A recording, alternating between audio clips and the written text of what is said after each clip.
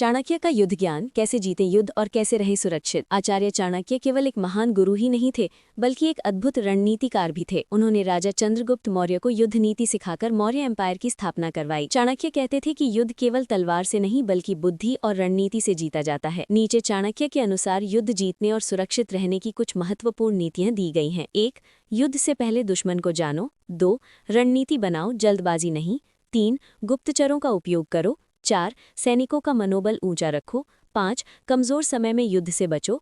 6. युद्ध में सुरक्षा सबसे पहले। 7. दुश्मन की गलती का इंतजार करो। युद्ध के बाद का निष्कर्ष यानी कंक्लूजन आफ्टर वॉर। युद्ध समाप्त होने के बाद सबसे महत्वपूर्ण कार्य होता है शांति, पुनर्निर्माण और स्थिरता स्थापित करना। आचार्य चाणक्य के अनुसार सच्चा विजेता वही होता है जो युद्ध के बाद अपने राज्य और प्रजा की रक्षा करे और उन्हें सुख शांति दे। युद्ध के बाद एक बुद्धिमान राजा को चाहिए कि वो अपने सैनिकों का सम्मान करे, घायल लोगों की सहायता करे और राज्य के पुनर्निर्माण पर ध्यान दे। दुश्मन को पूरी तरह नष्ट करने के बजाय कई बार उसे क्षमा करके शांति स्थापित करना भी बड़ी नीति मानी जाती है। चाणक्य की नीतियों के अनुसार युद्ध का अंतिम लक्ष्य केवल जीत नहीं बल्कि स्थायी शांति और मजबूत राज्य की स्थापना होना चाहिए। इसी प्रकार महान सम्राट चंद्रगुप्त मौर्य ने युद्धों के बाद अपने साम्राज्य को संगठित किया और एक शक्तिशाली शासन स्थापित किया, जिससे मौर्य एम्पायर लंबे समय तक मजबूत बना रहा। निष्कर्ष, युद्ध चाहे कितना भी कठिन क्यों न हो, अंत में शांति, न्याय और व्यवस्था ही एक सच्चे विजेता की पहचान होती है।